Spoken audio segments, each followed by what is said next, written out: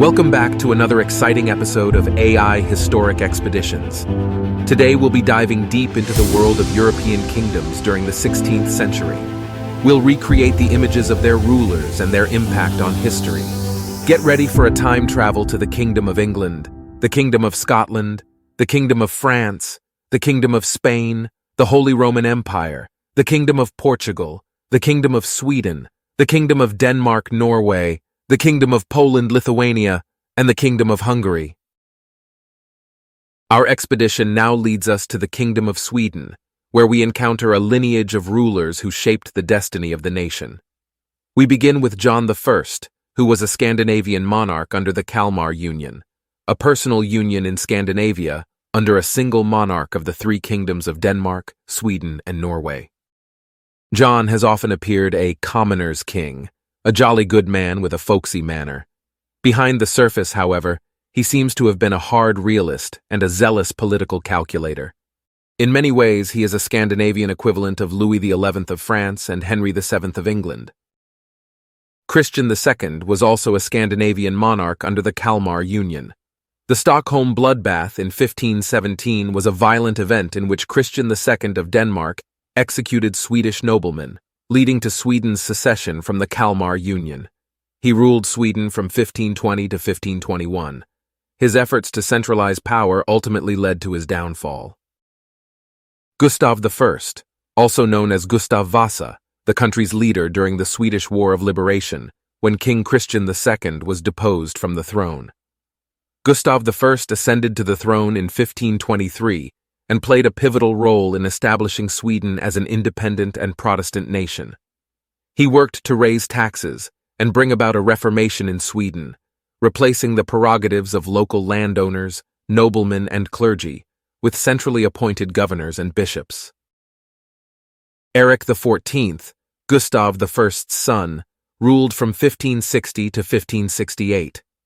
Unlike his father, who had been satisfied with ruling an independent state, Eric tried to expand his influence in the Baltic region and in Estonia, beginning the process that resulted in Sweden becoming a great power in the 17th century. Eric was in opposition to the Swedish nobility and eventually was imprisoned and died in Årbyhus Castle. John III, the second son of Gustav Vasa, ruled from 1568 to 1592. He was also the ruler of Finland. His reign witnessed Sweden's involvement in conflicts with Russia and Poland-Lithuania, as well as advancements in culture and education. He turned the medieval Kalmar castle into a Renaissance palace, and often resided there because it was closer to Poland, where his wife Catherine Jagellon was from. Let's now explore the Kingdom of Denmark-Norway, where a series of monarchs left their mark on history. We begin with John I, who ruled from 1481 to 1513.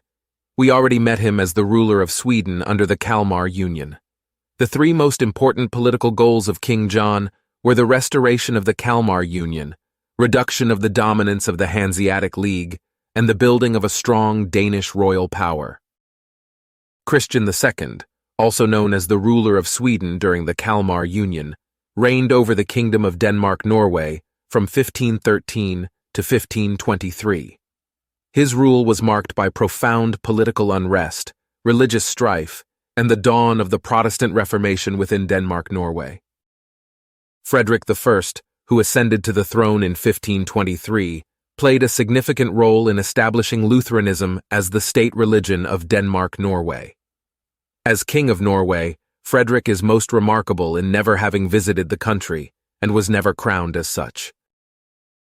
Christian III, who ruled from 1534 to 1559, established Lutheranism as the state religion within his realms as part of the Protestant Reformation, and was the first king of Denmark-Norway.